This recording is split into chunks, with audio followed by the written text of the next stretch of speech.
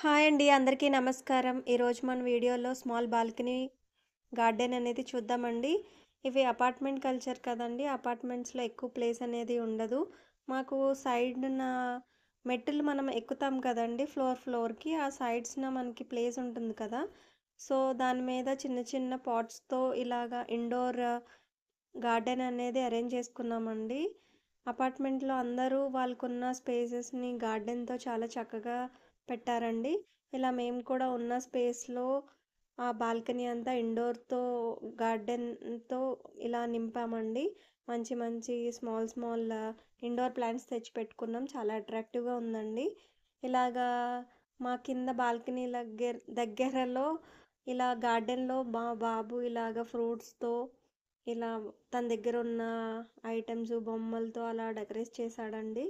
చాలా అనిపిచ్చింది నాకైతే. అలాగే ఉంచాను కొన్ని డేస్. తర్వాత తీసేసానండి. ఇలాగ మనకిష్టమైన ప్లాంట్స్‌ని మనం రకరకాల మన వేస్ట్‌గా పడేసిన ప్లాస్టిక్స్‌లో కూడా మనం చాలా బాగా పెంచుకోవచ్చండి మొక్కలు. యాక్చువల్‌గా హైదరాబాద్ క్లైమేట్‌కి ఇక్కడున్న వాతావరణం, మట్టి, సాల్ట్‌కి ప్లాంట్స్ అనేవి చిన్న పాట్‌లో కూడా చాలా బ్యూటిఫుల్‌గా పెరుగుతాయండి. నేను చాలా ఎక్స్‌పీరియన్స్ చేశాను. ఎందుకంటే యాక్చువల్‌గా ఆంధ్ర సైడ్ కన్నా నాకు తెలంగాణలో ప్లాంటింగ్ అనేది చాలా బాగా అనిపిచ్చిందండి. అక్కడ మట్టి నల్ల మట్టయినా సరే అంత అనిపించేది కాదండి. ఇక్కడ ఎర్రమట్టి, ఎర్ర సాయిల్ ఉంటుంది హైదరాబాద్ అంతా. సో, ఈ సాయిల్‌కి యాప్ట్‌గా అనిపిచ్చింది. ఏ ప్లాంట్ పెట్టినా చాలా హెల్తీగా గ్రోత్ అయ్యేది. చాలా బ్యూటిఫుల్ ఫ్లవర్స్, ఫ్రూట్స్, వెజిటబుల్స్ ఇలా ఇస్తూ ఉండేదండి.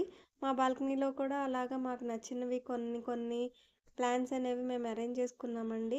మీరు కూడా గార్డెన్ నచ్చితే మీకున్న స్పేస్‌లో బెస్ట్ బ్యూటిఫుల్‌గా ప్లాంట్స్ అనేవి అరేంజ్ చేసుకోండి. ఇంటిలో మొక్కలుండడం వల్ల మనకి వాటిని చూసినప్పుడల్లా హ్యాపీనెస్ కూడా వస్తుందండి.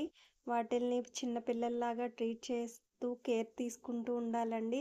అవి బ్యూటిఫుల్ ఫ్లవర్స్, అవి ఫ్రూట్స్ ఇచ్చినప్పుడు మనకి చాలా హ్యాపీనెస్ అనేది వస్తుందండి. నాకైతే చాలా ఎక్స్‌పీరియన్స్ అండి. నేను చాలా మొక్కలనేది ఇష్టంగా పెంచుతాను. ఇష్టంగా చూసుకుంటాను. దానివల్ల మనకి మంచి ఆక్సిజన్ కూడా వస్తుంది కదండీ! అండ్ నాకైతే హ్యాపీగా అనిపిస్తుంది మెయిన్‌గా.